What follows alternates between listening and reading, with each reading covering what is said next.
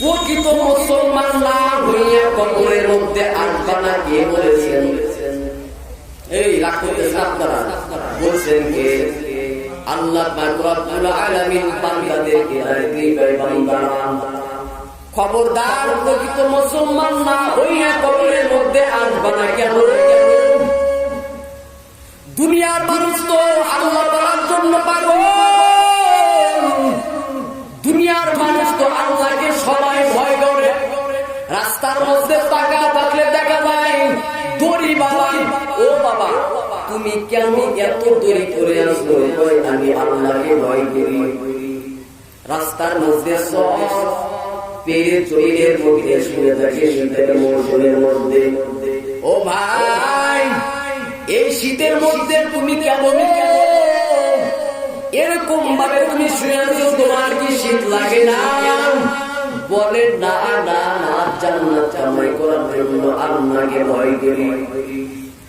আবার মাজারের মধ্যে দিয়ে টাকা দেখেন, আল্লাহকে সেজদা না দিয়ে মাজারকে সেজদা দেয়। কি সেজদা দেয়? আছে না নাই?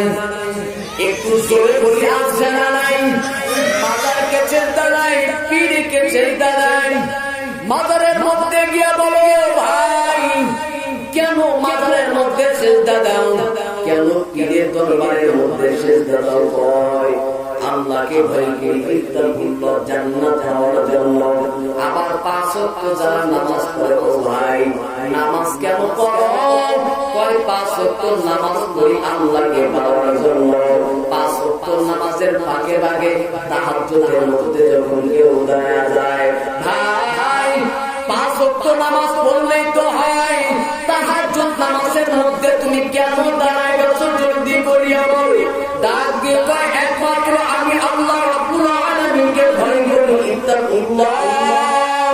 আমি প্রকৃত মুসলমান হইয়া কবরের মধ্যে যাইতে চাই। ঠিক আছে মানলাম। আবার যারা নফল নামাজ মুস্তাহাব পালন করে, ও ভাই তুমি কেন এরকম ভাবে নফল ইবাদত করো, মুস্তাহাব পালন করো? কয় একমাত্র আল্লাহকে পাওয়ার জন্য, নবীকে পাওয়ার জন্য।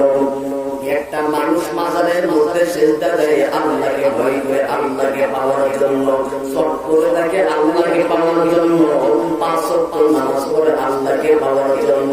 তাহাজ্জুদ নামাজের মধ্যে চলে যায় আল্লাহ রাব্বুল আলামিনকে পাওয়ার জন্য। সেই জন্য আল্লাহ তাআলা বললেন ইয়া আইয়ুহাল্লাযীনা আমানু তাকুল্লাহ, ও ঈমানদাররা তোমরা আমাকে ভয় করো। কেমন ভাবে ভয় করবা? ও পর্দমন্ত্রের আম্মা জানেন, ও যুবক ভাই পর্দমন্ত্রের আম্মা জান, আল্লাহ পাক রব্বুল আলামিন ভয় করতে বলেছেন। ও বাবারা ভয় করো। কেমন ভয় করবা? যেমন ভয়টা করলে আল্লাহ পাক রব্বুল আলামিন তোমাকে মাফ করে দেয়, তোমাকে জান্নাতের মধ্যে দিয়ে দেয়। ও বাবা আল্লাহ পাক রব্বুল আলামিন এমন একজন আল্লাহ। আমি আল্লাহ রাব্বুল আলামিন কি কেমন ভাবে চিনব? আল্লাহ তাআলার ইবাদত করলাম, আল্লাহ তাআলার কাছে কেমনে চাইবো? আল্লাহ তাআলা বলেন ও বান্দা একটা ভালো কাজ করিয়ে করিয়ে করিয়ে করিয়ে করিয়ে আমি আল্লাহ রাব্বুল আলামিনের দরবারে দোয়া করো। আমি আল্লাহ তাআলা বান্দার দোয়া আমি আল্লাহ তাআলা কবুল করব। জোরে বলি সুবহানাল্লাহ। এই দোয়া কবুল করার মানে কি? একটু জোরে বলি কে? এমন এমন সময় এই যে আমি আব্দুল্লাহ জীবনে কল্পনা করি নাই, এই জায়গার মধ্যে আসবো, বয়ান করবো, আপনারা বয়ানের মধ্যে বসিয়ে যাবেন। আল্লাহ তাআলা ডাক দিয়ে কয় বান্দা আমি আল্লাহ রাব্বুল আলামিনের কাছে দোয়া করব। এমন এমন পরিস্থিতি হবে রে বান্দা জীবনেও কল্পনা করতে পারবে না, পারবে না যে এটা আল্লাহ তাআলা আমাকে দান করে দেবে। মানুষের এরকম হয়নি যে জীবনে তো কল্পনা করি নেই যে আল্লাহ তাআলা এই জিনিসটা আমাকে দান করে দেবে। আল্লাহ তাআলা ডাক দিয়ে ও বান্দারা দুনিয়ার কোন মানুষ দেয় নাই, একমাত্র আমি আল্লাহ তাআলাই দান করেছি। জোরে বলেন ঠিক না?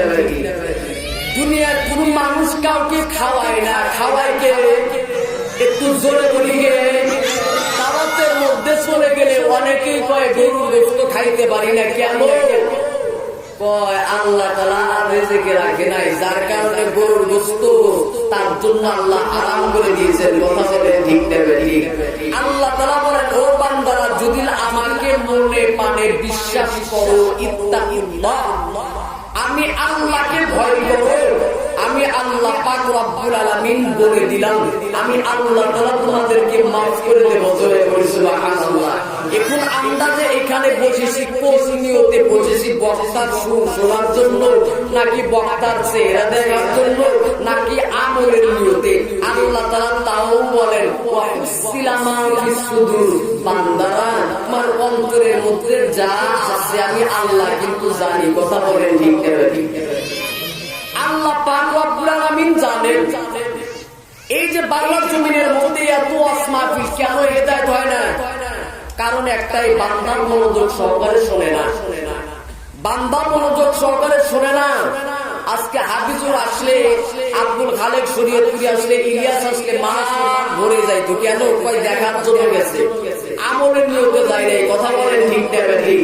মানুষ বক্তাদের দেখার জন্য যায়, বক্তাদের আমলের কথা শোনার জন্য যায় না, যার কারণে আজকে আমাদের এরকম অবস্থা। আল্লাহ তাআলা ডাক দিয়ে কয়, না বান্দা, একমাত্র আল্লাহ তাআলার জন্যই বয়ান শোনার জন্য যাও। ইত্তাকুল্লাহ, আল্লাহকে ভয় করে যাও। যদি ভয় করে মাহফিলের মধ্যে যাইতে পারো, আল্লাহ পাক রব্বুল আলামিন বলেন, তোমার মতন দুনিয়ার মধ্যে আমলদারি বান্দা দুনিয়ার মধ্যে একটাও নাই। জোরে বলি আল্লাহু আকবার। আরো জোরে বলি আল্লাহু আকবার। নারে তাকবীর, নারে তাকবীর। আল কোরআনের আলম,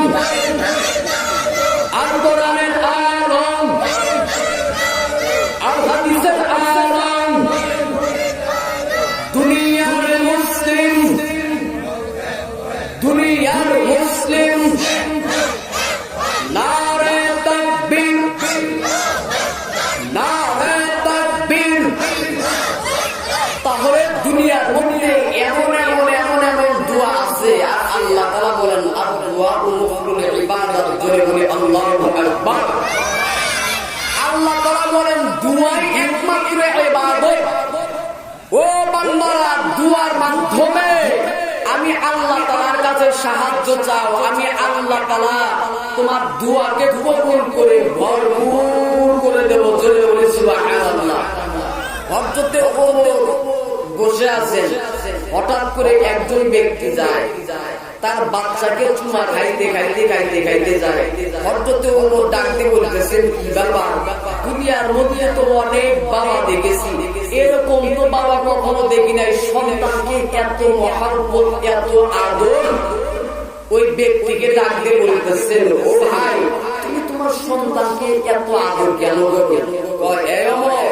এটা আমার দুনিয়ার মধ্যে কার সন্তান না, এটা মার গর্ভের মধ্যে থেকে আসে নাই, এটা মাটির তল থেকে এসেছে। জোরে বলি আল্লাহু আকবার। হযরতে ওমর মনে মনে কয়, জীবনে অনেক ইতিহাস শুনেছি, এরকম ইতিহাস কখনো শুনি নাই। একটা মানুষ দুনিয়ার মধ্যে থেকে, দুনিয়ার মধ্যে আসলে মা গর্ভের ভিতর থেকে আসিকা হয়। কথা বলেন ঠিক নেবে ঠিক। কিন্তু আল্লাহ তাআলা বলেন, আমি আল্লাহ তাআলা যেটা ভালো মনে করি সেটাই আমি আল্লাহ তাআলা করি। কথা বলেন ঠিক নেবে ঠিক। ওমর কেমন যেন ব্যস্তর মধ্যে পড়িয়া গেছে। আল্লাহ তাআলা কেন বললেন বারবার বারবার বান্দাদেরকে, কেন বললেন বান্দারা আমি আল্লাহর কাছে দোয়া করো, আর বেশি বেশি বেশি বেশি আমি আল্লাহকে ভয় কর, বেশি বেশি ভয় কর, এবং আমি আল্লাহ রাব্বুল আলামিনের কাছে দোয়া কর।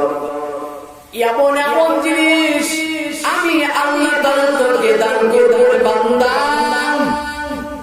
জীবনে কল্পনা করতে পারবি না, জীবনে কল্পনা করতে পারবি না। হযরত ওমর ডাক দিয়ে কয়, ভাই বড় বড় মাটির ভিতর থেকে বাচ্চারা কেমন ভাবে আসলেন? ওই বুজুর্গ বলতেছেন আমার বিবি অনেক বড় দিনদার, অনেক বড় আল্লাহওয়ালা বুজুর্গ মানুষ। আমার বিবি সব সময় কোরআন নিয়ে ব্যস্ত থাকতো। আমার বিবি কখনো ঘরের বাইরে বের হইতেন না, জোরে বলে সুবহানাল্লাহ। আমার বিবি কখনো ঘরের বাইরে বের হইতেন না।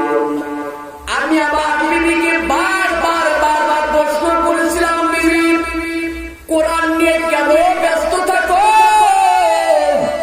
কোরআনের মধ্যে এমন কি আছে কোরআন নিয়ে সব সময় কেন এত ব্যস্ত থাকো? আমার বিবি আমাকে ডাকে বলে, স্বামী আমার, এই কোরআনকে যদি মানতে পারি আল্লাহ রব্বুল আলামিন কোরআন মানার কারণে ওয়ালিমান খাফা মাকাম রাব্বিহি জান্নাত, শুধু একটা জান্নাত নয়, আল্লাহ পাক রব্বুল আলামিন দুটি জান্নাত দান করবে। সুবহানাল্লাহ। ও পদ্মবতীর আম্মা জানেনা, আজকে আমার মা বোনেরা কোরআনের মধ্যে ব্যস্ত নাই। আগের জামানার মধ্যে মা বোনেরা ফজর হইলেই কোরআন নিয়ে ব্যস্ত থাকতো, মাগরিব হইলেই কোরআন নিয়ে ব্যস্ত থাকতো। আজকে ডিজিটাল বাংলার জমিনের মধ্যে মা বোনেরা সন্তান অ্যান্ড্রয়েড ফোন থেকে সিনেমা নাটক বের করে দেয়। সন্তান এবং মা একসাথে দেখে কথা বলেন, ঠিক না বেঠিক? ও মুরব্বী বাবারা, আল্লাহ রাসূল কি বলে জানেন নাকি? কোরআন, ও বান্দা কোরআন মানো। কোরআন কেমন ভাবে মানবা? কোরআনকে বেশি খতম করো। কয় কেন? কোরআনকে কেন বেশি খতম করো? আল্লাহ তাআলা কয় কোরআন এক সময় দুনিয়ার মধ্যে থাকবে না, কোনদিকে নজর দিবেন না। ইমাম নামাজের মধ্যে দাঁড়ানো যাবেন আলহামদুলিল্লাহি রাব্বিল আলামিন আর রহমানির রহিম মালিকি ইয়াউমিদ্দিন ভুলিয়া যাবে, আর আসবে না। মুসল্লিরা কেমন যেন ব্যস্তর মধ্যে পড়িয়া যাবে। আমাদের মুখের মধ্যেও নাই আল কোরআন, কোরআনটা খুলে দেখবে, ওই কোরআনের মধ্যে একটা অর্থ নাই। আল্লাহ তাআলা বান্দাদেরকে ডাকতে কয়, ও বান্দারা, এটা দুনিয়ার কোন কিতাব নাই, যালিকাল কিতাব, ওই কিতাব, ওই কিতাব, ওটা আবার কোন কিতাব? লৌহে মাহফুজে তার দাঁড়িয়ে ধরে বলি আল্লাহু আকবার। ও বান্দা, দুনিয়ার মধ্যে যতদিন থাকবা, যতদিন বাঁচবা, এই কোরআনকে মানো, এই কোরআনকে মহান